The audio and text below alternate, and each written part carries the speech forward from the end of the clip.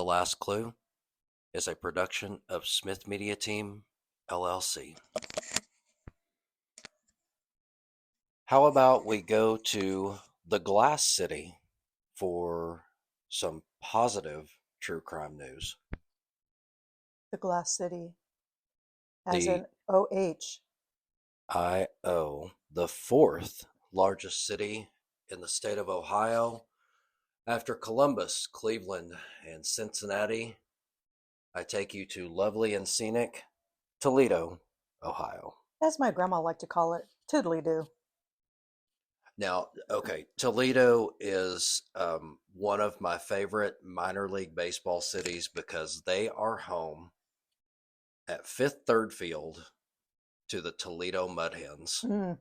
I love the name, the Toledo Mud Hens. That will go down as one of the best minor league baseball names, I think, of all time. Probably in the area of the defunct Albany Polecats.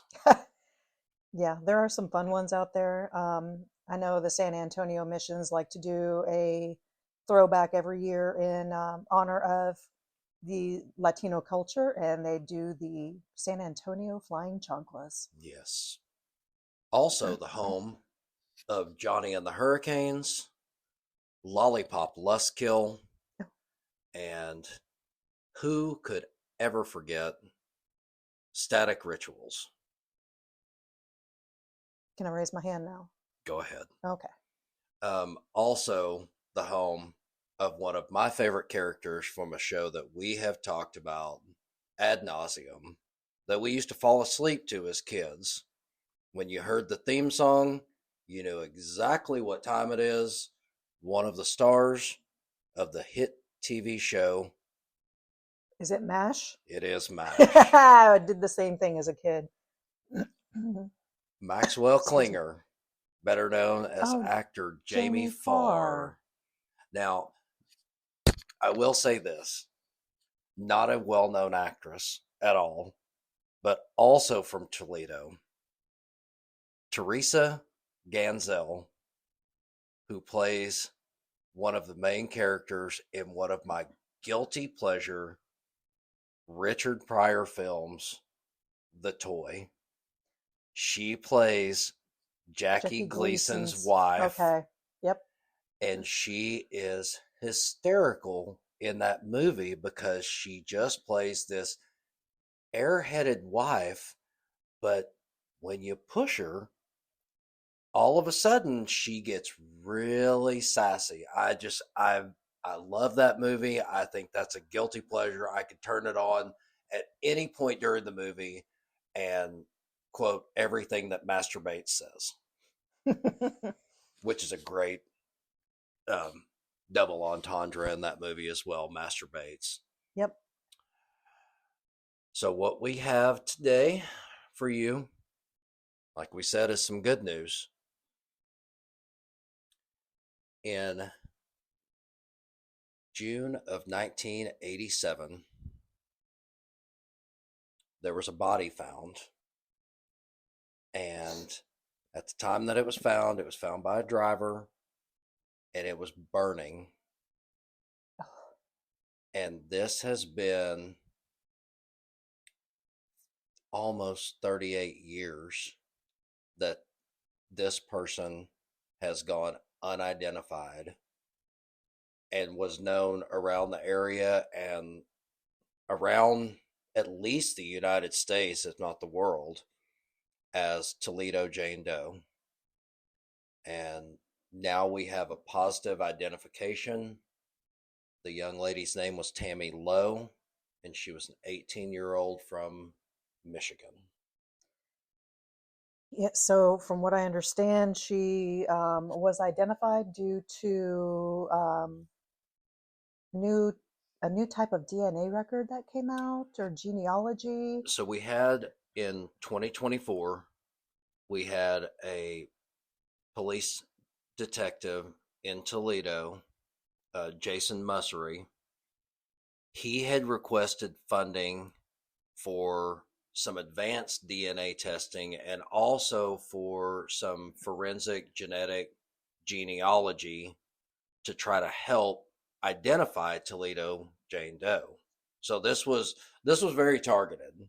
Sure, yeah. He I mean, after that's a very cold case. after 38 years, and you've got someone that not only has the moniker of Jane Doe but also as Toledo Jane Doe. This was something that the locals talked about, and they talked about a lot, as we've seen in the comments that we've read on the story. Yes. But thankfully, the Porchlight Project, which is a 501c3, a nonprofit organization, and they offer funding for these type of DNA tests and also for the genetic genealogy for Ohio cold cases. And they agreed to fund this project to try to figure out once and for all who Toledo Jane Doe was. So huge thank you to the Porchlight Project. And now we have a name, but this goes much, much, much deeper than what we imagined when we first started going down the rabbit hole of this case. Sure. So we have the identity of Toledo Jane Doe, but we still don't fully understand what happened and who happened, if you catch my drift. Well, I think Excuse me. I think from the research that we've done, especially you, there was mention of a meetup with her and her sister, and they had gone to a known drug dealer's house. Yes. So, according to an unidentified source, Lowe was allegedly last seen in the first week of June of 1987 by her younger sister in Detroit. Her sister states that she and Lowe were at a local drug dealer's house, and the younger sister managed to escape, but Tammy was still there and was forcibly being administered drugs by at least one person. So, it means there potentially more than that one person. And despite the suspicious circumstances of her disappearance and being reported missing twice By her grandmother. the police never formally recorded Lowe as a missing person. And my first question, and this would have to be answered by the police, is why? Exactly. I mean, now let me set the stage from the other side, from the police side. It's pretty well known, again, this has to be alleged, but it's pretty well known that her dental work was so bad that when they originally found the body burning and extinguished the fire and realized what was going on, they could not identify her by dental records. And what we've seen from some unnamed sources was that she had such a lack of dental work that there was no way to identify her that way.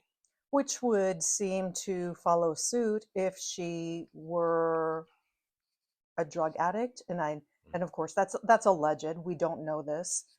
But I mean, if she were forcibly being fed drugs, that's not an addict. But the dental work, yes, it did state in those reports that she did have a lack of dental care, so they were not able to identify her based on those dental records.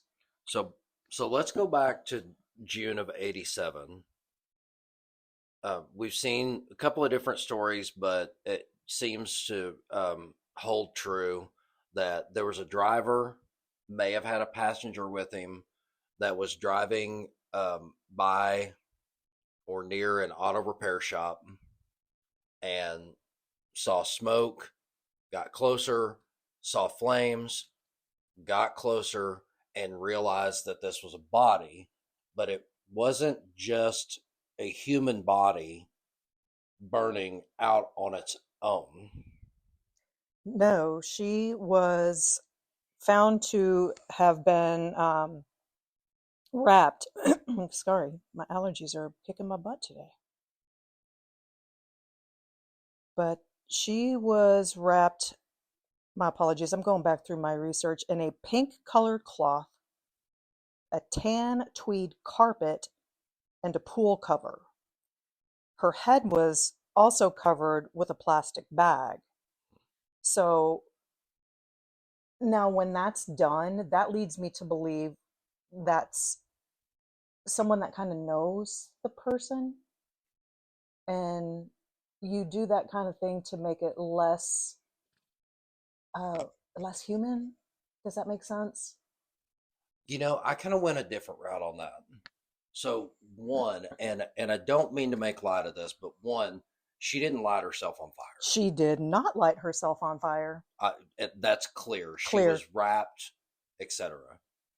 But the bag, to me, the bag over the head is a tip off, and it's clear as day. And I'm sure law enforcement knows this too, but to me, it's clear as day. It may have very well been that the person that did this to her wanted to dehumanize it by not seeing her face, and I understand that. I think that is a clear sign, and I want to be perfectly clear that these are my thoughts and my thoughts only. I think the bag over her head was a clear sign that she was not murdered in that location, that she was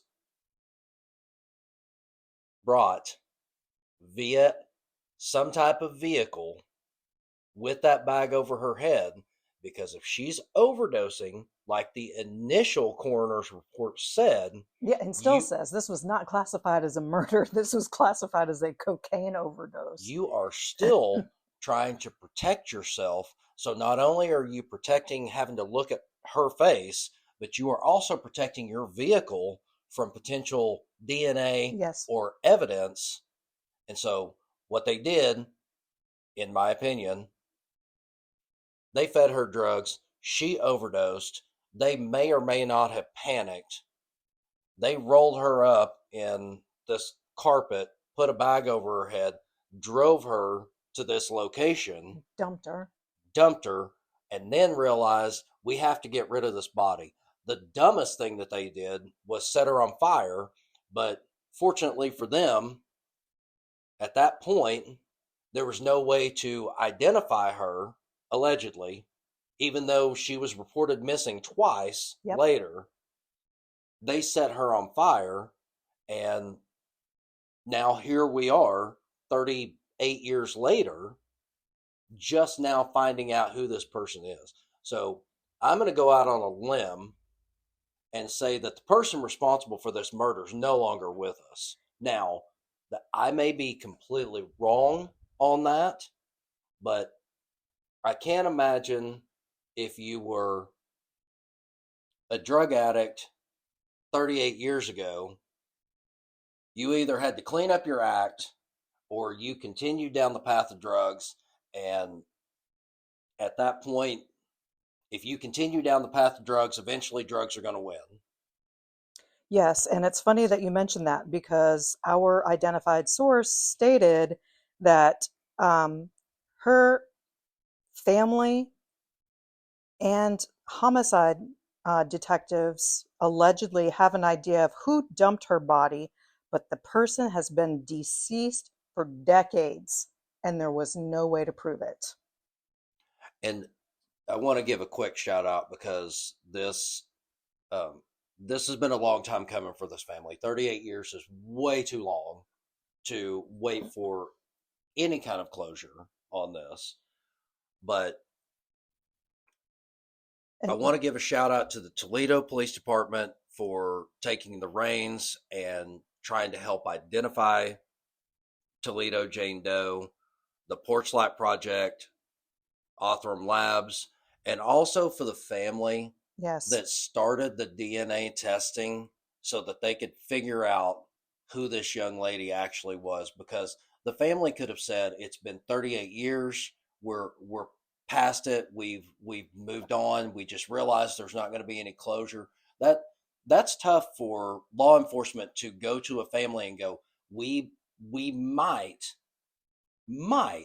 after 38 years have a solution, because you've got to have a lot of feelings pent up about what law enforcement has done in 38 Or years hasn't done. or hasn't done. And it's really easy to be negative in that situation and say, you know what, as Eric Cartman would say, screw you guys, I'm going home. I don't want to deal with you.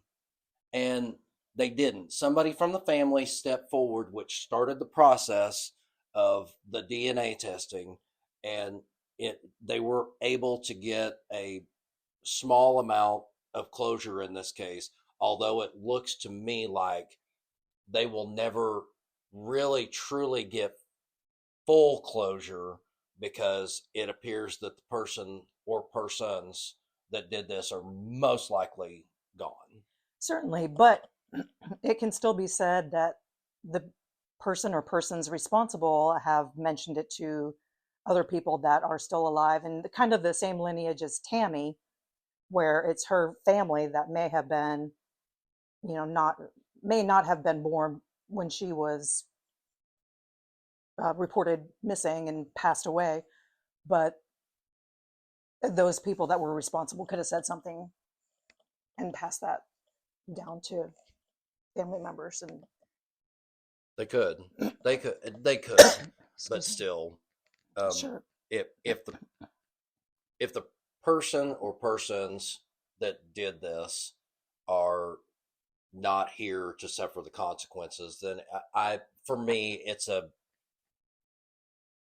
small bit of comfort that this case is closed. But you really would have liked to seen